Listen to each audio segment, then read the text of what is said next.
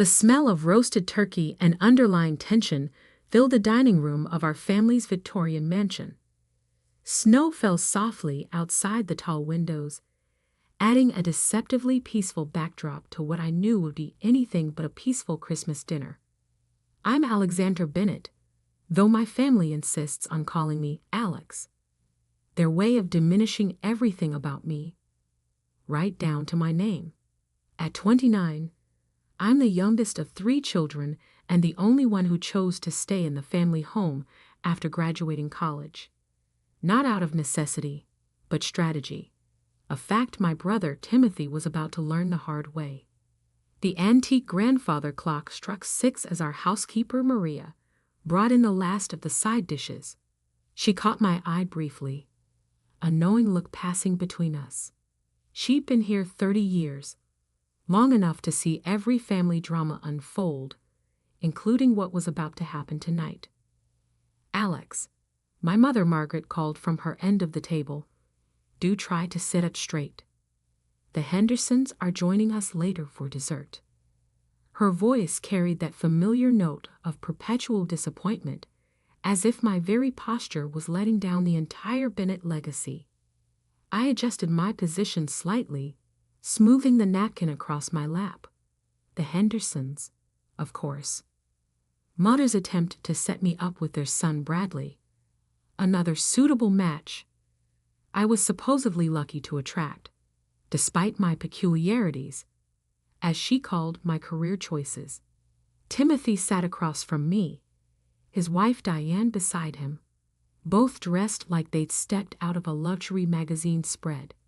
He'd taken over father's investment firm 3 years ago, a position he'd neither earned nor deserved.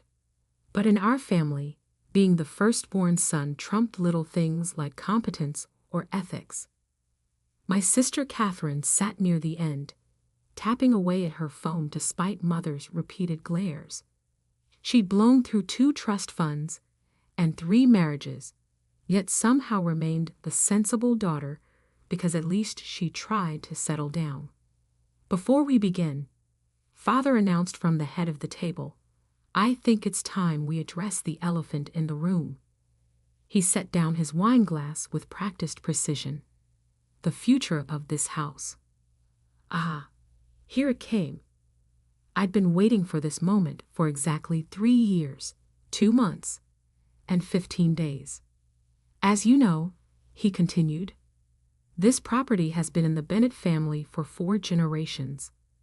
With the recent changes in the market, certain decisions need to be made. What he meant was that his investment firm, now Timothy's investment firm, had lost several major clients. The kind of losses that made people whisper at country club gatherings. The kind that forced selling of assets. Timothy leaned forward, unable to contain his smirk. What Father's trying to say, Alex, is that it's time for you to find your own place. We're selling the house. I took a small sip of water, letting the moment stretch. Is that so? Don't act surprised, Catherine chimed in, finally looking up from her phone. You can't have expected to live here forever. Some of us have actual families to think about. By actual families, she meant her latest fiancé and his 3 children from 2 previous marriages. The fiancé who, unknown to her, had already blown through most of her remaining trust fund on a failed yacht charter business in Miami. The market's quite good right now, Timothy continued, his voice taking on that condescending tone he perfected since childhood. I have several interested buyers already. High-end developers. They'll probably tear it down, build luxury condos. Mother's hand flew to her throat. Tear it down. But Timothy, darling, this house is just a house, Mother. He cut her off. Progress demands change. Besides, Alex needs to learn to stand on her own 2 feet. You have 1 week to pack your things and leave. I set down my water glass carefully. That's interesting, Tim. Tell me more about these developers. He preened slightly, always eager to show off his business acumen. Prestigious firms. Top dollar. Of course, you wouldn't understand the complexities of such deals. Actually, I said, reaching for my briefcase beside my chair, I understand completely. That's why I had my team research them thoroughly 3 months ago when they first approached me. The room went still. Your team. Father's voice carried the first note of uncertainty I'd heard in years. I smiled, pulling out a thick folder. Yes, my legal team. You see, they were quite concerned about the potential buyer's history of fraudulent dealings, especially given my position as the property owner. Timothy's fork clattered against his plate. What are you talking about? Oh, did I forget to mention? I laid the property deed on the table. I bought this house 2 years ago, through a holding company, of course, when Great Aunt Adelaide's estate was sold.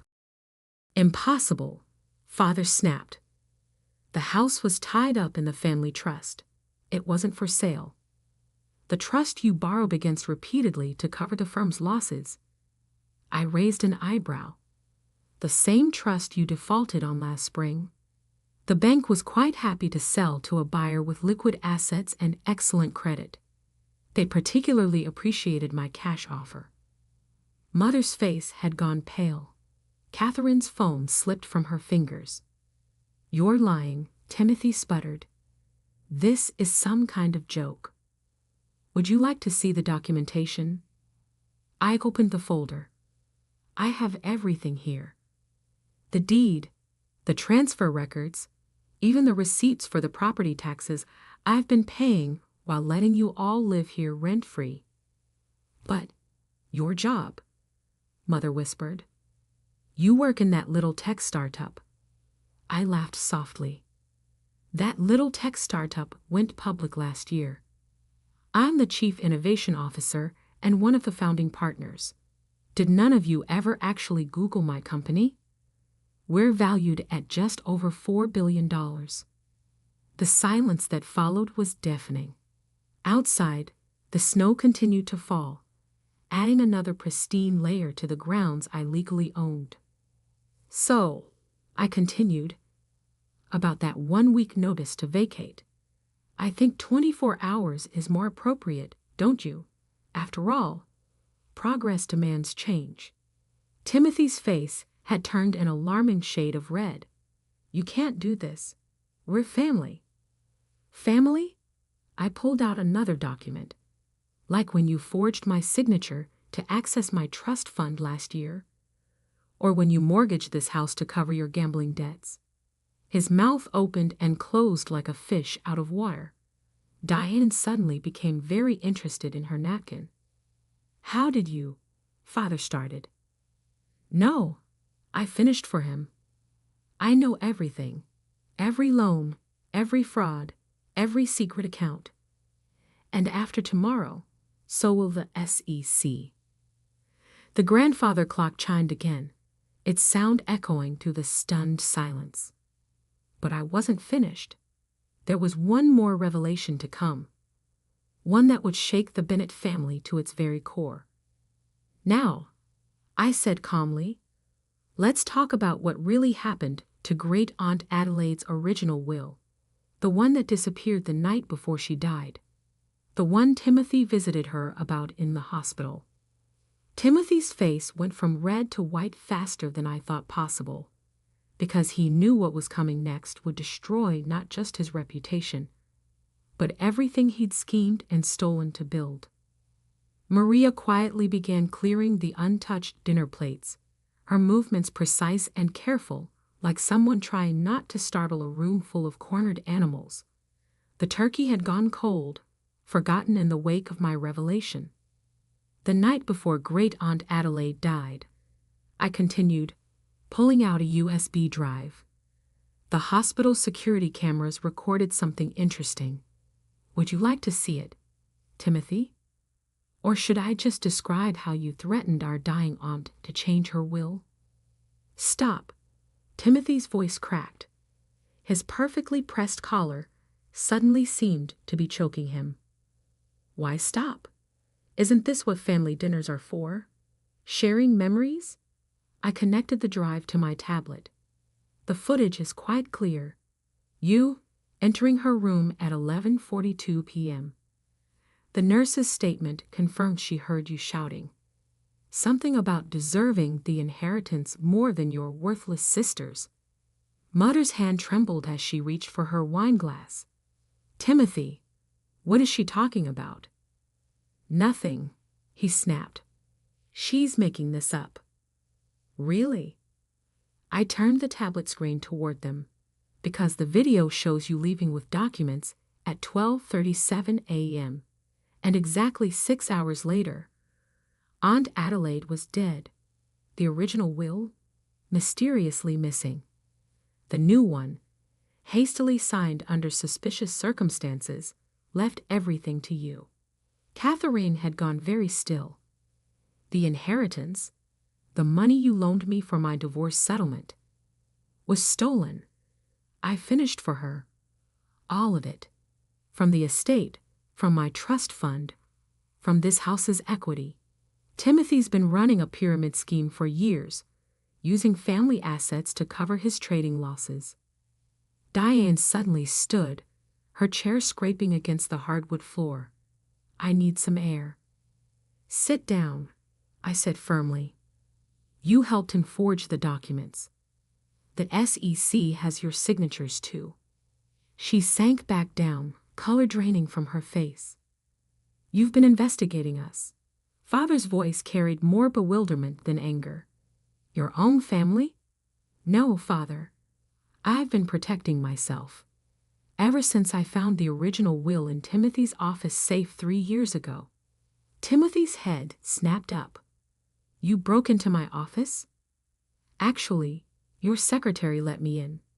Remember Linda? The one you fired for incompetence when she threatened to expose your affair with the investor's liaison? I smiled slightly. She's been working for my tech company ever since, keeping excellent records. The sound of Mother's wine glass shattering against the floor made everyone jump. Maria moved to clean it up, but I raised my hand, stopping her. Leave it, I said softly. In fact, Maria, why don't you take the rest of the evening off?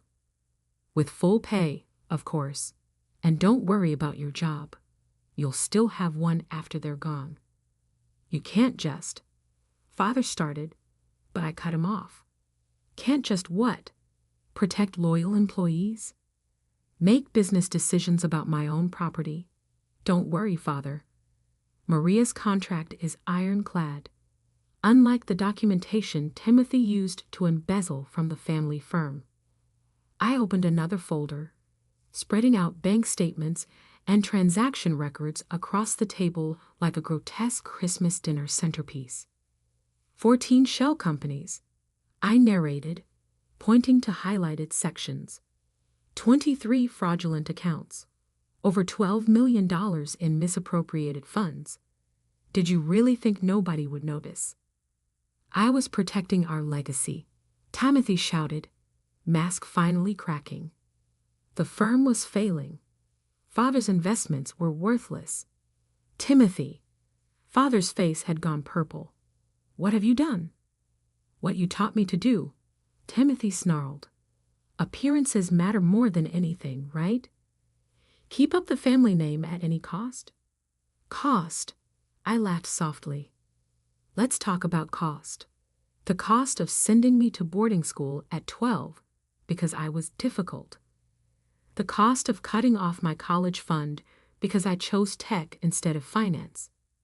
The cost of believing Timothy's lies about my mental instability when I tried to warn you about his schemes. I stood, walking to the window. Outside, the snow had begun falling harder, nature's curtain drawing across the estate I now controlled. But here's the real cost. I turned back to them. Tomorrow morning, the SEC will receive documentation of every fraudulent transaction.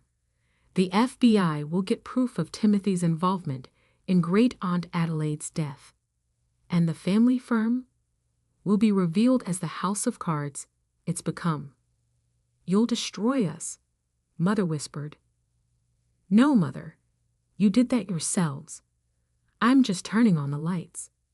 Catherine, who had been unusually quiet, finally spoke. What about me? My trust fund is gone, I confirmed. Timothy emptied it months ago, just like he did with mine, just like he's been doing with the firm's pension fund. By the way, your new fiancé? He knows. He's been helping Timothy hide the money offshore. Catherine's face crumpled. Another expensive engagement ring turned to dust. But I'm not completely heartless, I continued. I've arranged for a small stipend for you, Catherine. Enough to live modestly while you finally finish that degree you abandoned. And Mother, there's a comfortable condo waiting in Palm Beach. Your social circle won't be quite as grand, but you won't be destitute. And me? Timothy's voice was barely audible. I smiled, the same cold smile he'd given me countless times over the years. You get exactly what you deserve. A 6S8 cell with a lovely view of the exercise yard. Unless, of course, you'd like to make a deal. Hope flickered across his face. What kind of deal? Tell them the truth, I said simply. All of it. About Adelaide, about the firm, about every scheme and lie. Give them closure before you go away. Timothy looked around the table, at our shell-shocked parents, at his trembling wife, at Catherine's tears. For the first time in his life, he had no moves left to make. It started 6 years ago, he began, voice shaking, when Father made me CEO. But what he revealed next would shake our family's foundation even more than my previous revelations. Because Timothy's crimes went far beyond money. They struck at the very heart of what had torn our family apart decades ago. Timothy's confession spilled out like poison from an old wound, each word making our mother flinch, our father age, and Catherine's tears fall faster. The firm was already failing when Father made me CEO, he continued, staring at his hands. His investments in oil had tanked.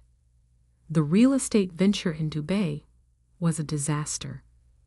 But we kept up appearances, using Adelaide's trust fund to cover the gaps. My sister's money, Father whispered. You stole from my sister?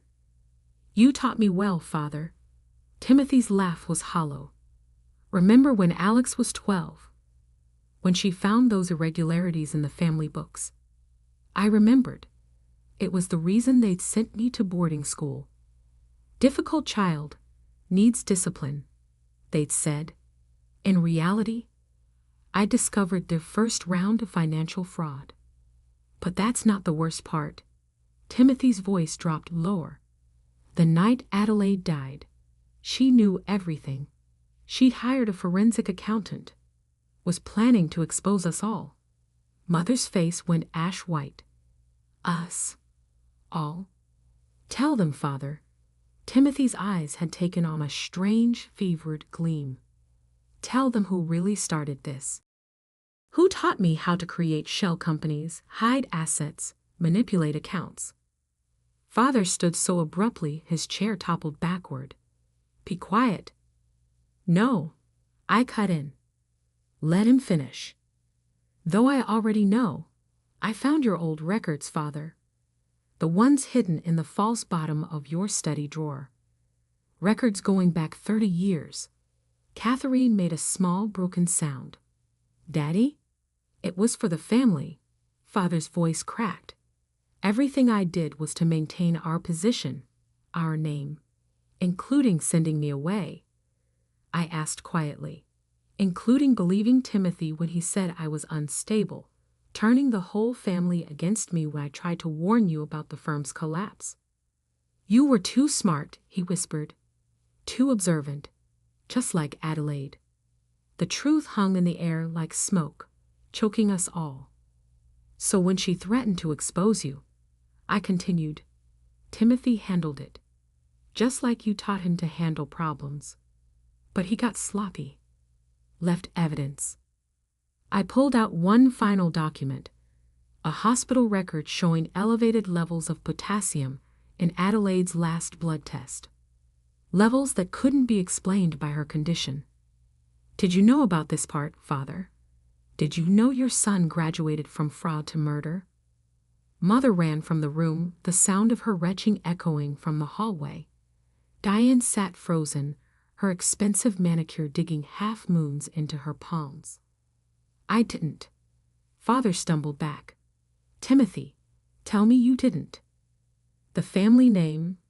Timothy's voice was eerily calm now. Above all else, protect the family name. Your words, Father. Your lessons. I stood, gathering my documents.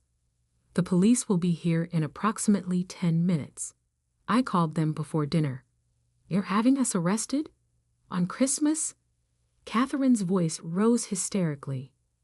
No, Catherine. I'm having Timothy and Father arrested. You and Mother have different consequences.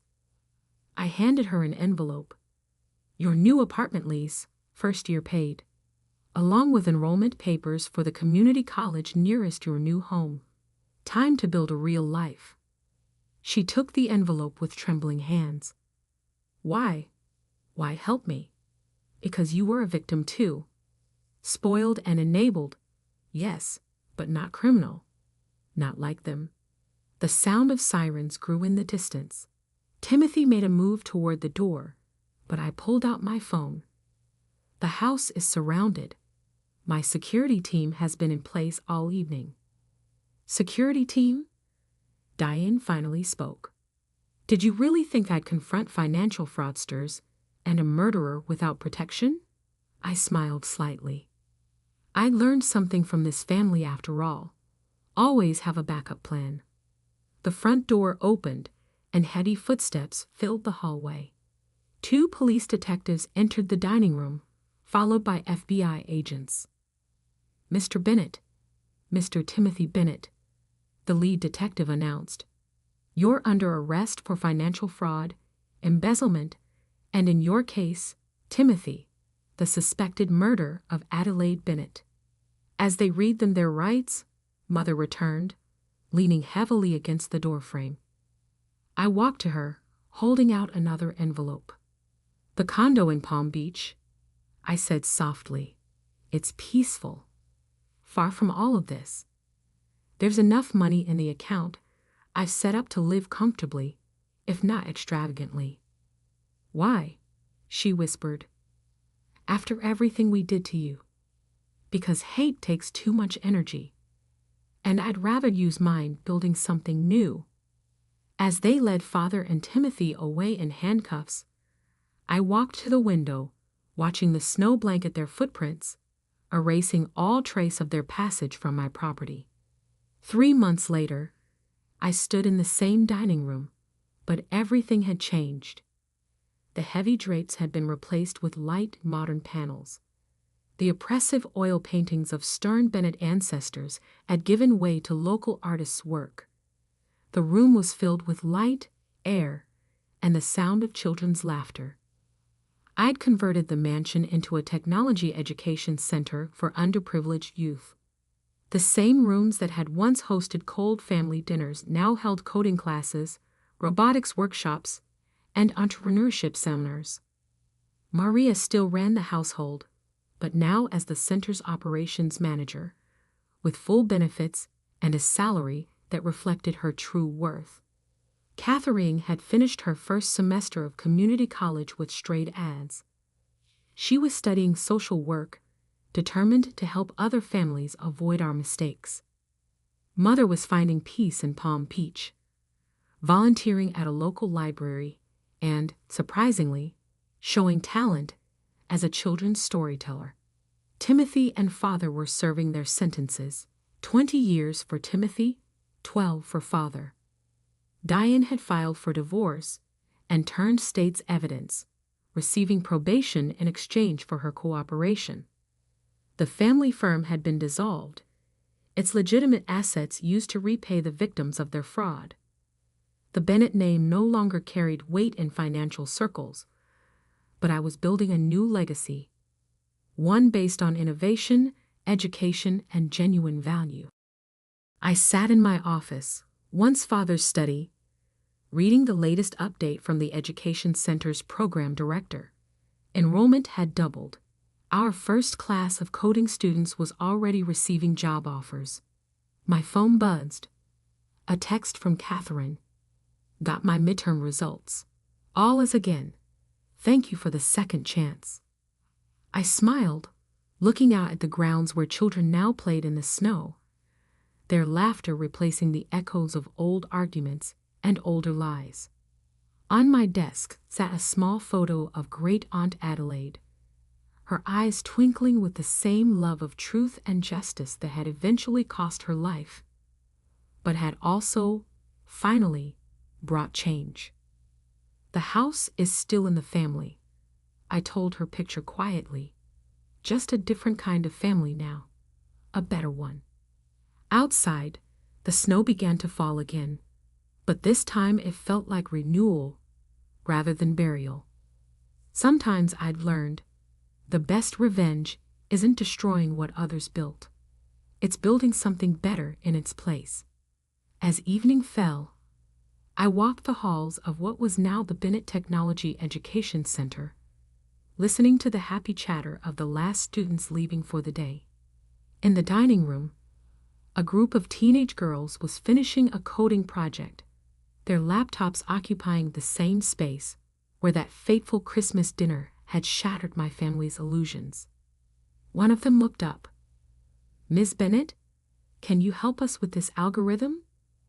I sat down at the table, right where I'd sat 3 months ago, but this time surrounded by hope rather than hostility. "Of course," I said, smiling. "Let's build something amazing. Because that's what real power is. Not the ability to destroy, but the strength to create something new from the ashes of what was lost." And in that, I had finally found my true inheritance. Before heading to the board meeting, I made one crucial stop. The small coffee shop on Oak Street looked exactly as it had 15 years ago. Martha, my grandmother's best friend and former Bennett Industries head of accounting, sat at our usual corner table. "I wondered when you'd visit today," she smiled, pushing a cup of coffee toward me. At 78, her eyes were still sharp as ever. "It's time, isn't it?" I nodded, settling into the chair. "They never knew it was you who taught me how to read corporate financial statements when I was 16. Or that you helped me understand what they were really doing with the company." Martha had been the one who opened my eyes years ago, showing me how my father and Marcus manipulated numbers, hid losses, and played fast and loose with investor funds. She'd been forced into early retirement when she threatened to report their practices. "Your grandmother would be proud," Martha said softly. "She always said you were the one who truly understood the value of things." I touched the emerald pendant at my neck, my grandmother's last gift before she passed. They're about to learn exactly how much I understood. At precisely 1:55 p.m., I walked into Bennett Industries' main conference room.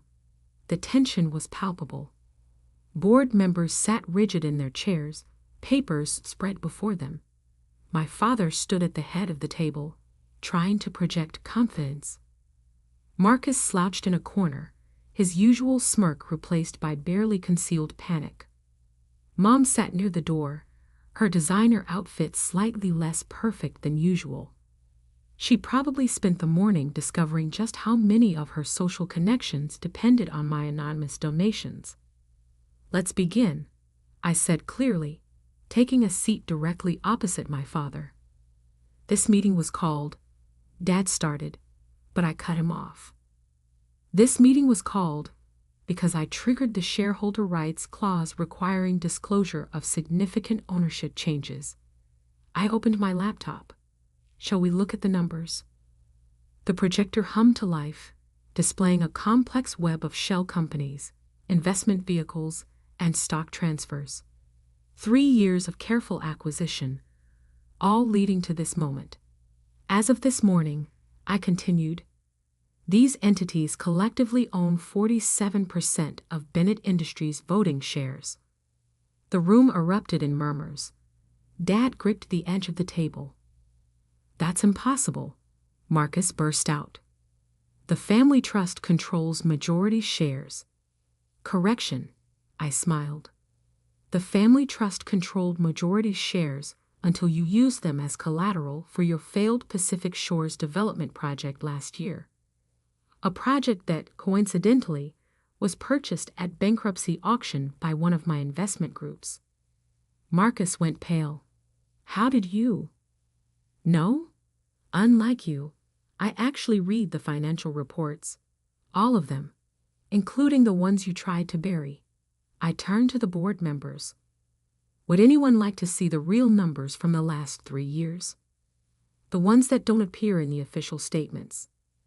This is blackmail, Dad snapped. No, this is business. I stood up slowly. You taught me that, remember? Everything's negotiable. Everything has a price. What do you want? A board member asked, his voice shaking slightly.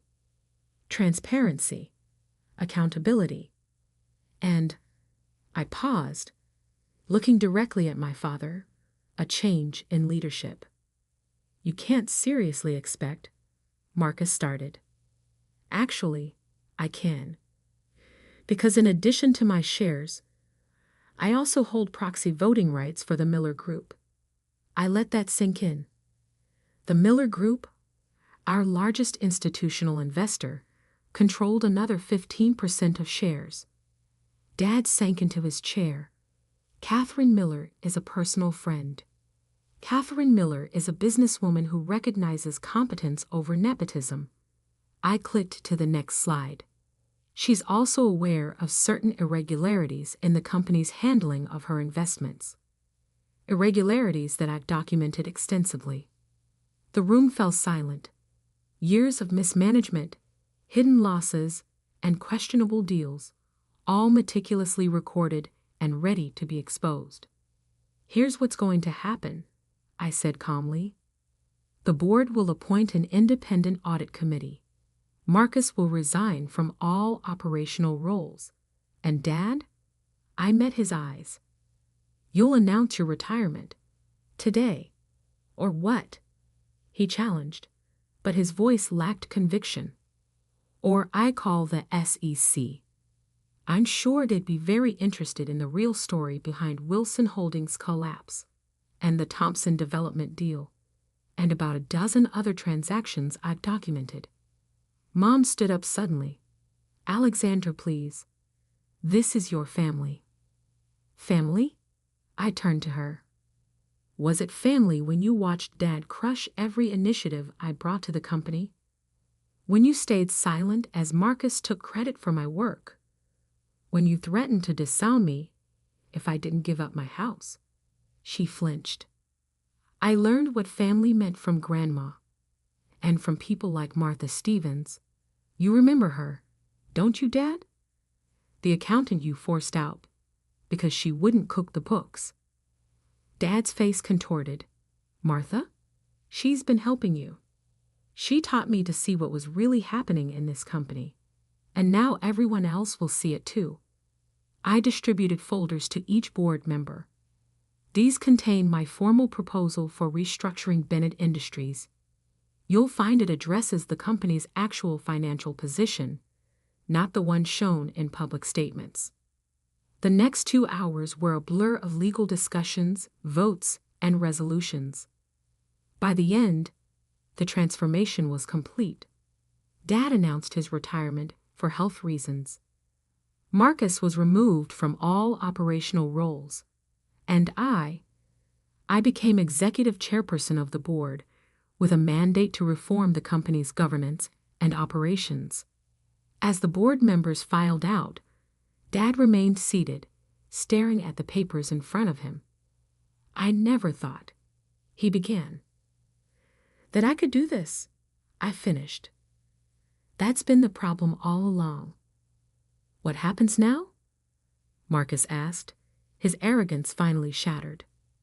"Now, you'll retain your shares, but have no operational control. Dad will have a comfortable retirement, provided he stays out of company business. And Mom," I turned to her, "the foundation's funding is secure, but its board will be independently managed." "And the mansion?" she asked quietly. "Keep it. Consider it a reminder that sometimes the child you underestimate the most becomes the one you answer to." I gathered my things, pausing at the door. "Oh, and Marcus?" "I bought the Thompson Development Group this morning." Turns out they were eager to sell once they realized who they were really dealing with.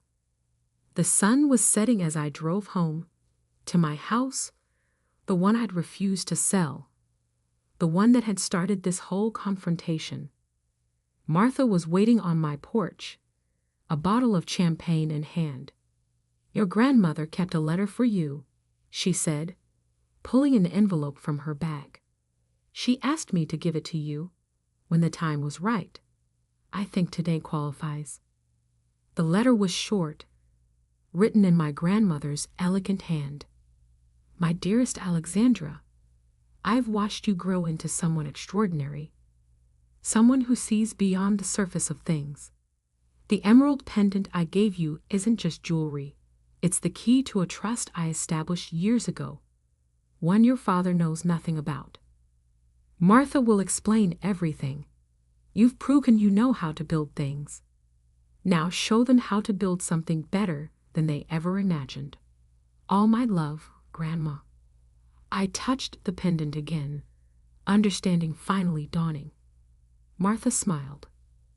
"Ready to hear about your grandmother's real legacy?" I nodded, opening my door to welcome her in, because sometimes the best revenge isn't about tearing things down. It's about building something new from the ashes of what they never valued.